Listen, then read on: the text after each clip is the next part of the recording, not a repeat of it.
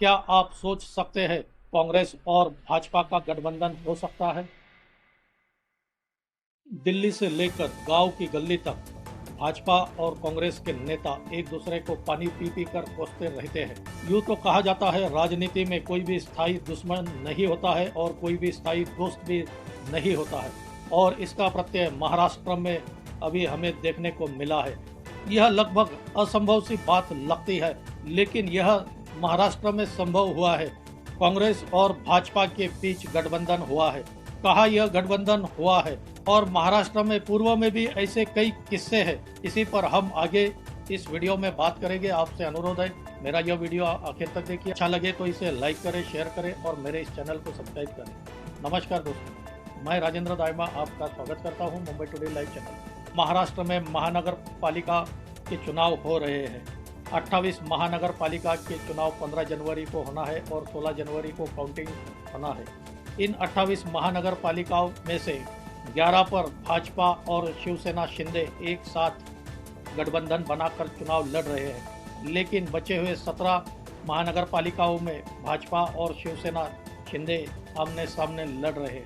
हालांकि महाराष्ट्र में भाजपा के देवेंद्र फडणवीस मुख्यमंत्री है और शिवसेना शिंदे के एकनाथ शिंदे यह उप मुख्यमंत्री है। लेकिन मुंबई के नजदीक अमरनाथ नगर परिषद के चुनाव पिछले महीने ही हुए हैं।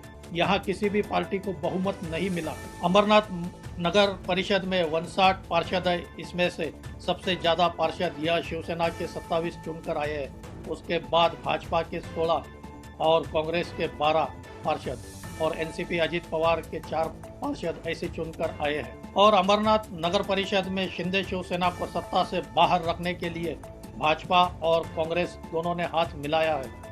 साथ ही अजित पवार की एनसीपी भी इनके साथ आ गई है। इसे नाम दिया गया है अमरनाथ विकास आघाड़ी।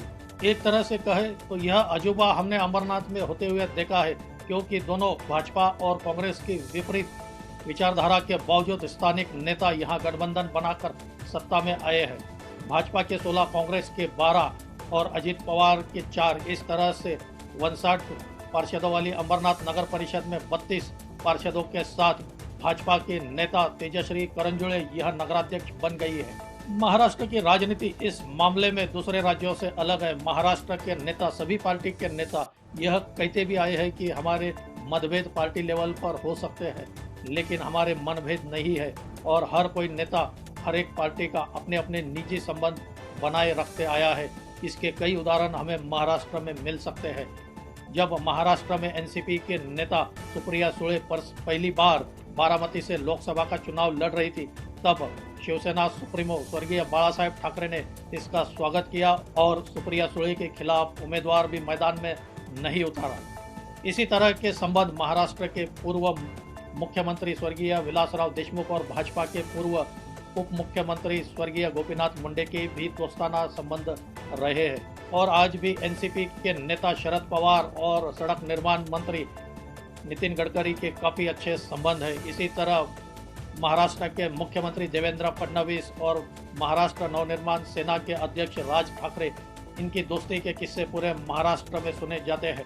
महाराष्ट्र ही एक राज्य है जहां ऐसी घटनाएं होती आई है। जैसे ही कांग्रेस और भाजपा का अमरनाथ नगर परिषद में गठबंधन हुआ, इसकी चर्चा महाराष्ट्र के से लेकर दिल्ली तक पहुंच गई। और जैसे ही यह कांग्रेस के हाईकमान तक पहुंची, कांग्रेस हाईकमान ने तुरंत महाराष्ट्र के नेताओं को आदेश दिया कि इन 12 नगर सेवकों के खिलाफ कार्रवाई की जाए। और इसके बाद कल शाम को महाराष्ट्र के कांग्रेस के नेताओं ने कांग्रेस के चुनकर आए हुए 12 पार्षदों को पार्टी से निलंबित कर दिया।